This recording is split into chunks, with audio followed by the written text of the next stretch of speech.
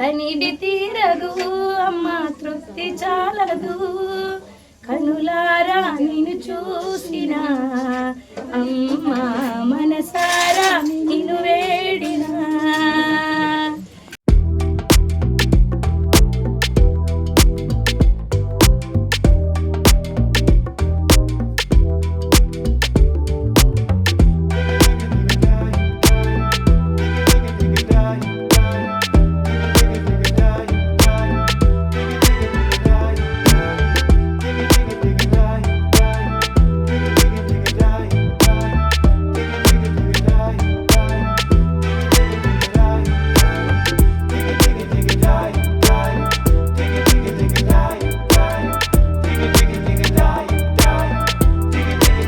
Hello అండి, నమస్తే, welcome back to our channel మన ఇంటి ముచ్చట్లు వ్లాగ్స్. ఎలా ఉన్నారండి? అందరూ బాగున్నారా? సో ఈరోజు నేనైతే ఒక ఫంక్షన్లో ఉన్నానన్నమాట. సో నా ప్రీవియస్ వీడియోస్లో మీకు చూపించాను కదా మా సిస్టర్ సీమంతం అని చెప్పేసి.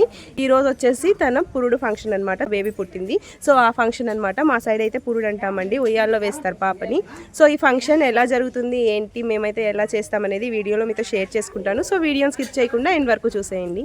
ఈ ఫంక్షన్ కూడా అమ్మాయి వాళ్ళ ఇంటి దగ్గరే చేస్తారండి. సో షామియానాలు వేయాలి కదా ఫంక్షన్ అంటే.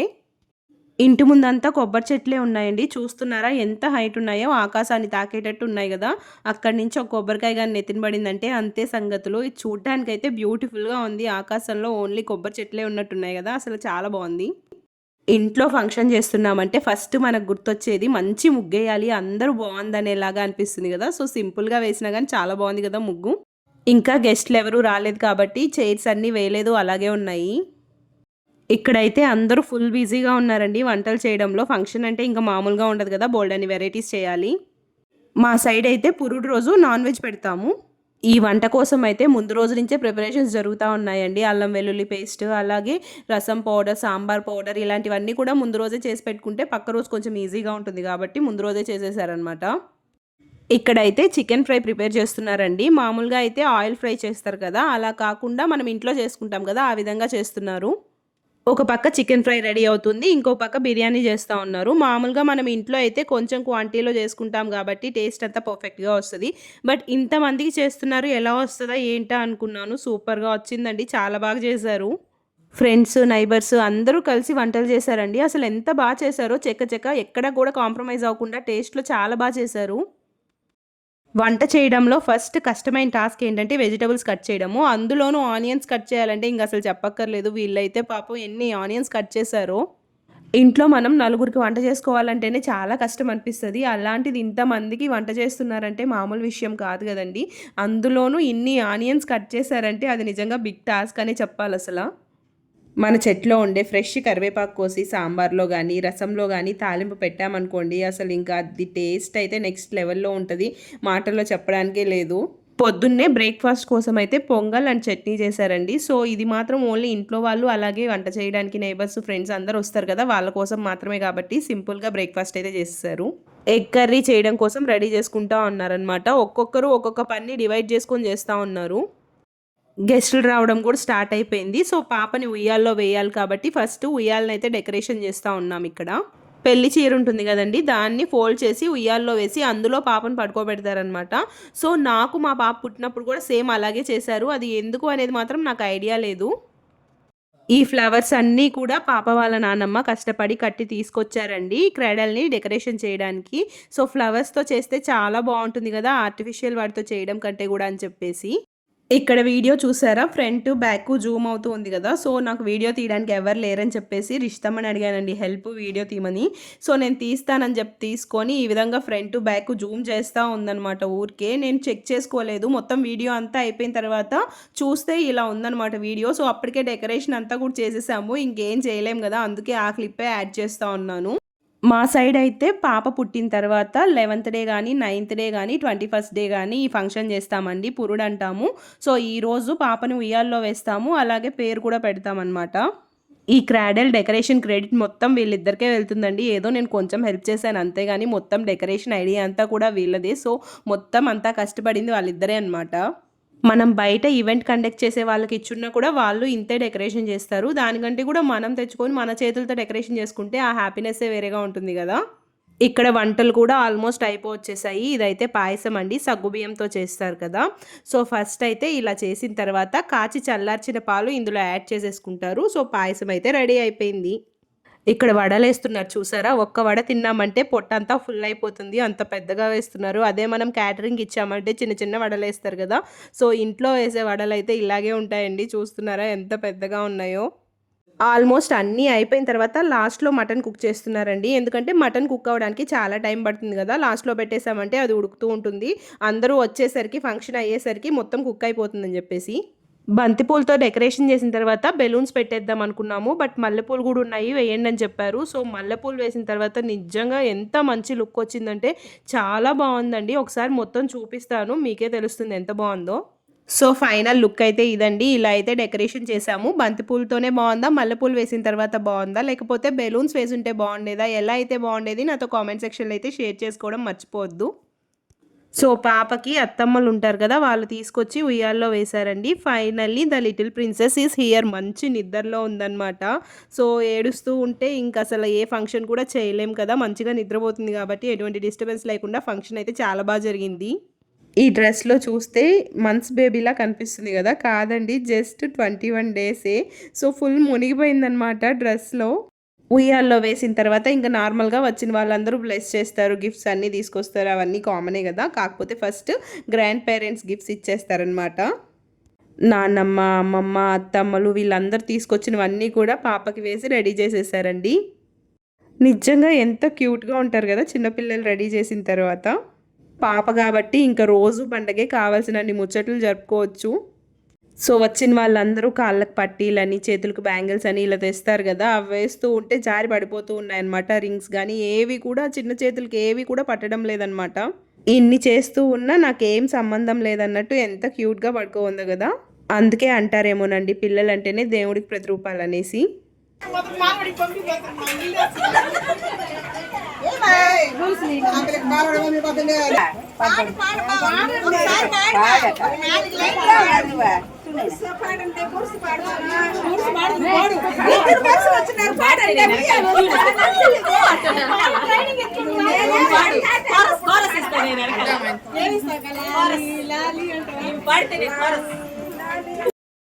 పాపను ఉయ్యాల్లో వేసిన తర్వాత పాట పాడాలంటే నువ్వు పాడు అని చెప్పేసి ఒకరి మీద ఒకరు చెప్పుకుంటున్నారనమాట. మీరు స్టార్ట్ చేస్తే మేము స్టార్ట్ చేస్తామనేసి. సో ఫైనల్గా అన్ని డిస్కషన్స్ తర్వాత పాప వాళ్ళ నాన్నమ్మ స్టార్ట్ చేసిందండి పాట పాడడము. నేనైతే అస్సలు ఎక్స్పెక్ట్ చేయలేదు. సో ఆ ఆంటీ వాయిస్ అలాగే పెట్టేశాను. నిజంగా ఆ ఆంటీలో ఎంత హిడెన్ టాలెంట్ అనిపించిందంటే చాలా బాగా పాడారనమాట పాట. నేను నిజంగా ఎక్స్పెక్ట్ చేయలేదు. సో మీరు కూడా విని ఎలా ఉంది నాతో కామెంట్ సెక్షన్లో అయితే షేర్ చేసుకోండి. లాలి పరమానంద రామ గోవింద జో జో జో అచ్యుతానంద జో జో ముకుంద లాలి పరమానంద రామ గోవింద జో జో 14 లోకాలు ఏలేటి తల్లి కడుపున చల్లంగా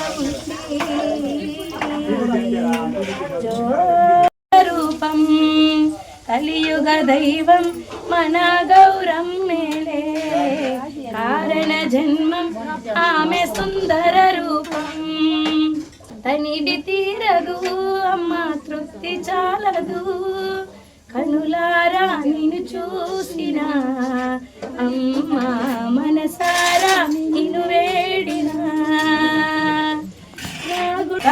మాధుర్యంలో నిన్ను పాడిన.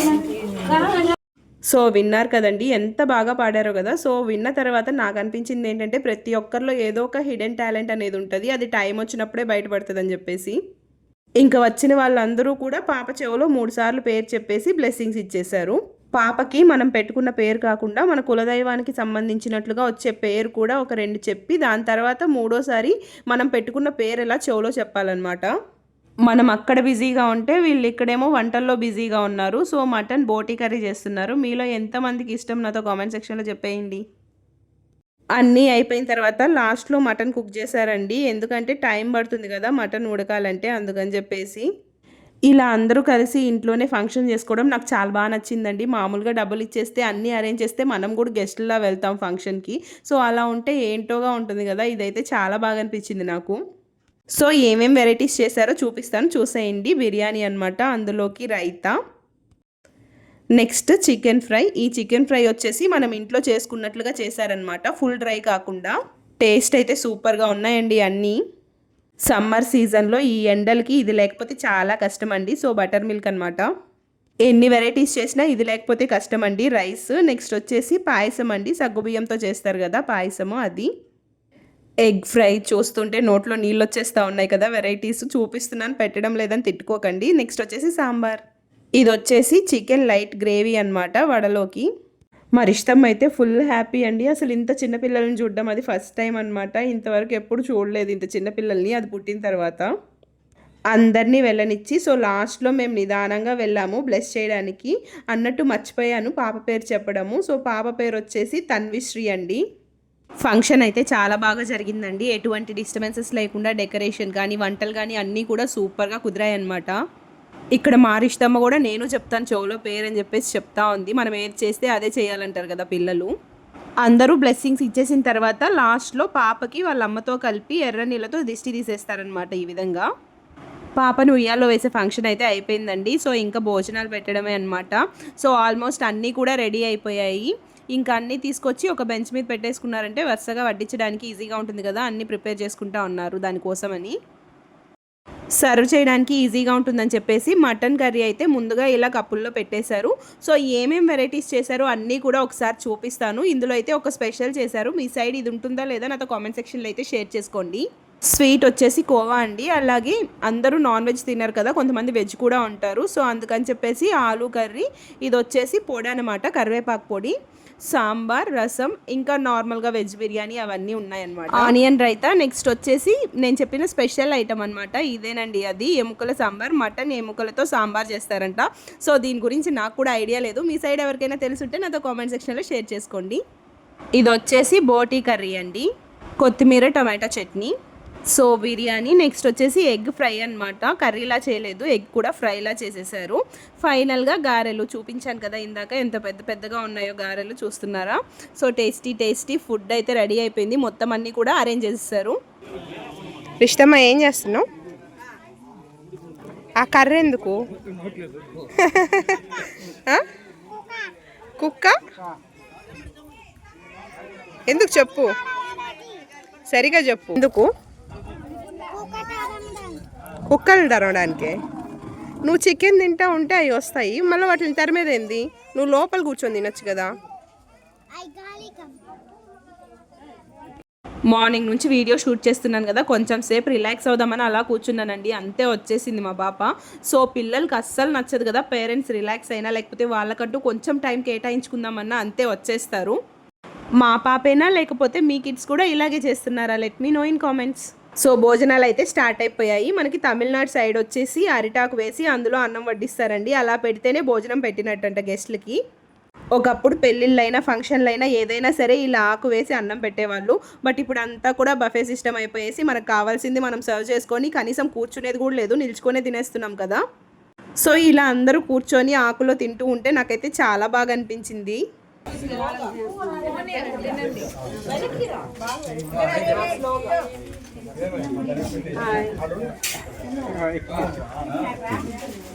అందరూ అయిపోయిన తర్వాత లాస్ట్లో మేము భోంచేసామండి. ఇలా అరిటాకులో తినడం నాకైతే చాలా బాగా నచ్చింది.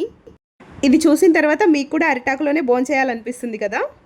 సో మా సైడ్ పురుడు ఫంక్షన్, అదే పాపను ఉయ్యాల్లో వేసే ఫంక్షన్ అయితే ఇలా చేస్తామండి. మీరు ఎలా చేసుకుంటారు నాతో కామెంట్ సెక్షన్లో షేర్ చేసుకోండి. సో వీడియో నచ్చినట్లయితే లైక్ చేయండి, షేర్ చేయండి, అలాగే subscribe to our channel. Thank you so much for watching this video. Bye.